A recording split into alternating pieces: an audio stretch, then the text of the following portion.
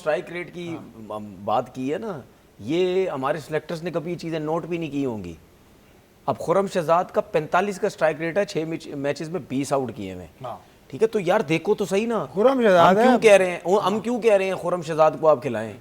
ठीक है, खुर्रम शहजाद का अगर 45 का स्ट्राइक रेट है तो इसका मतलब बॉल्स, इतनी बॉल्स के बाद आउट कर रहा है वो, तो इसका मतलब जब वो खेलेगा तो फिर दूसरी टीम जल्दी आउट होगी, क्योंकि वो बाकियों बॉलर से कम बॉल्स पे आउट कर रहा है। किसकी जगह खेलना चाहिए था खुर्रम शहजाद को इस 11 में? हसन अली की जगह, सिंपल। और अगर अम्माद भट्ट को भी खिलाना चाहिए था तो आपको देखें, अब्बास तो 200 विकेटें अम्माद भट्ट की फर्स्ट क्लास में, 200। देखिए अब्बास और रन अलग है। देखिए अम्माद भट्ट को अगर आप खिलाएंगे, वो तो जाहिर सी बात है आप सिर्फ एक बॉलर की हैसियत से तो नहीं खिलाएंगे ना, आप उसको ऑलराउंडर की हैसियत से खिलाएंगे। तो अब्बास तो अगले टेस्ट मैच में ड्रॉप नहीं होता। अगर मुझे नहीं पता, बिल्कुल फ्लैट विकेट बना दिए, घास नजर नहीं आया, तो उनको कोई पता नहीं अब्बास को भी रेस्ट ना करवा दें, ठीक है, लेकिन वो ड्रॉप नहीं होता।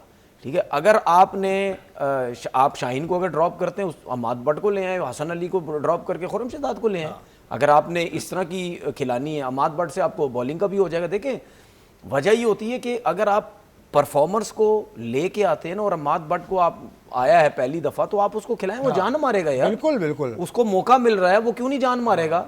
वो फील्डिंग में भी जान मार रहा था, थोड़ी देर के लिए आया, जान मारेंगे ना, फिट प्लेयर है अम्माद भट्ट, और पिछले जब सीजन जीता है पीटीवी में उसका कप्तान था, अभी ये सीजन मतलब भी यानी आप लड़कों को जो लड़के, मैंने एक जगह बात भी की थी कि अजान अवेस हो गया या अब्दुल्ला फजल हो गए, ये जाहिर सी बात है ये आजकल के दौर के बच्चे हैं, हमारे टाइम के तो नहीं। हमारे टाइम पे तो 10,000 रन किए हुए 500 आउट वालों को मौके नहीं मिलते थे, उनकी क्रिकेट ज़ाया हो गई। ये तो आजकल के जो बेहतर टैलेंट है, हालांकि अजान के 2600 रन हैं, अब्दुल्ला फजल के 1800 रन है फर्स्ट क्लास क्रिकेट में, लेकिन ये है कि उनको मौका मिला, उन्होंने परफॉर्मेंस दी हुई थी फर्स्ट क्लास में, उनको जल्दी मौका मिला, उन्होंने परफॉर्म कर दिया। और मैं तो एक जगह कह चुका, बोला भी था, मैंने बोला यार कि मैंने जितने भी अभी डोमेस्टिक के ओपनर्स देखे, मेरा सबसे बेस्ट ओपनर वो है, मुझे सबसे अच्छा टैलेंट वो लगता है, अजान हुआ है। ठीक है, इसके ऊपर वसीम जो है वो बेहतर तरीके से बता सकते हैं, लेकिन मैंने एक चीज़ उसके अंदर नोट की एज अ ओपनर, ठीक है, उसका जो फ्रंट टो है ना, ये आइडियल है जो मैंने देखा है। वो सीधा अंपायर की सीध में जाता है जब वो खेलने जाता है, जब सीधा बॉल खेलने जाता है, नहीं, जब वो उसका अटेंशन पहली यही होती है मैंने बॉल खेलना है, तो वो खेलता ही ऐसे है कि उसका फ्रंट वाला जो टो है बिल्कुल अंपायर की सीध में जाता है। ऐसा बैट्समैन, ठीक है, वो टेक्निकली इतना अच्छा होगा, कोई भी ऐसा बैट्समैन। अच्छी बात, इसके ऊपर अगर वसीम थोड़ा सा और वसीम बताएंगे। वसीम से पहले एजान उवैस ने जो पहले दिन प्रेस कॉन्फ्रेंस की थी आफ्टर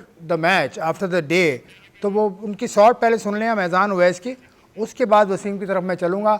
एजान उवैस के बारे में बताया, एजान उवैस SNGPL से खेल रहे थे, लेटेस्ट जो फर्स्ट क्लास खेला, और इनके जो बैटिंग कोच थे वो अज़हर अली थे, उनके अलावा इनके हेड कोच मिसबाउल हक थे और समीउल्लाह नियाज़ी इनके बॉलिंग कोच थे। तो मिसबा ने कुछ इनको बताया होगा, अजान ने जो कहा वो आप सुनिए। आई थिंक जो ग्रीन ट्रैक था उसके हवाले से ये कहेंगे कि जो हमने डोमेस्टिक क्रिकेट खेली है लास्ट 1.5 ईयर, जो मैंने डोमेस्टिक क्रिकेट किया, हमें हर किस्म के पिचेस मिले हैं।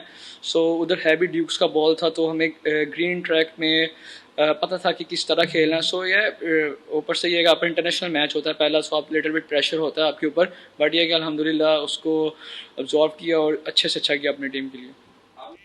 और सियालकोट रीजन से इनका ताल्लुक़ है, जिसके कोच ज़हूर इलाही हैं, और ज़हूर इलाही की कोचिंग में इससे पहले भी सियालकोट जीत चुका है फर्स्ट क्लास का इवेंट। तो ज़रूर, और सियालकोट से बड़े लड़के आ रहे हैं, हुरैरा सियालकोट का है, उसके अलावा अब्बास भी कहीं कहीं सियालकोट का रीजन उनका भी लगता है। शुएब मलिक को आप सब जानते हैं, एजाज़ अहमद को आप सब जानते हैं, और ज़हीर अब्बास साहब का भी सियालकोट से ही नाम उनका भी ताल्लुक़ है, क्योंकि डेट ऑफ बर्थ उनकी जब चेक में करने गया था तो वो he was born in Sialkot too. अब आप एजान उवैस के बारे में, वसीम आपने अभी करीब से इसको खेलते भी देखा, कैसा टैलेंट है ये और अब्दुल्ला फजल दोनों के बारे में बताइए। देखिए, अजान की तो जितनी परफॉर्मेंस है ना, तो उसमें तो बहुत डिटेल में, मतलब उस तरह जाने की भी जरूरत नहीं है कि उसमें कोई दम खम है, उसकी टेक्निक में कोई दम खम है, उसके पेशेंस में कोई जान है, तो इसीलिए उसने इतने 100 किए। सबसे अच्छी उसकी चीज कि उसका कन्वर्जन रेट आपको बहुत अच्छा नजर आएगा कि वो जब वो इन हो जाता है तो फिर वो 100 की तरफ ही जाता है। और उसने डिफरेंट जगह पे परफॉर्म करके दिखा दिया है, क्या था ट्रॉफी में भी आया, उसके बाद इधर आए जब ये पैटर्न ट्रॉफी के अंदर भी उतना परफॉर्म नहीं किया जितना उन्होंने पैटर्न ट्रॉफी में किया था, लेकिन उनकी एक हैबिट है कि वो, अगर आपको याद हो कि जूनियर एक लीग हुई थी, वहां से इनका आगाज हुआ था, पाकिस्तान अंडर 19 भी खेले हुए थे, तो वहां से आए हैं। तो अभी जो तनवीर ने बात की है कि हमारे अक्सर जो बैट्समैन है उनको इशू आता है बैलेंस का, कि वो बैलेंस जब उनका वो ऑफ स्टंप की तरफ जा रहा है तो वो बाहर वाला बॉल को अच्छा वो खेल लेते हैं, लेकिन अंदर आते हुए बॉल पे फिर प्रॉब्लम होनी शुरू हो जाती है उनको। तो अजान का अगर आप देखते हैं तो उसका बैलेंस आपको अच्छा नजर आता है कि बिल्कुल सामने होता है, हेड इनका स्टिल होता है। तो जो सबसे ज्यादा इंप्रेसिव चीज है, जो मेरे लिए थोड़ा सा मैं कहूँगा सरप्राइजिंग फैक्टर भी था, कि अगर आप डोमेस्टिक में देखें ना तो अजान का स्ट्राइक रेट आपको बहुत कम नजर आएगा। मतलब वो 40-45 की स्ट्राइक रेट से वो बैटिंग करता है, मतलब उसे कहते हैं ठक्का लगा के वो रन करता है। लेकिन उसने क्या कमाल से वो अपनी परफॉर्मेंस को ऊपर लेके गया है टेस्ट मैच में, कि पहले 70-80 रन में जब उसका 77 या 80 का उसका स्ट्राइक रेट था,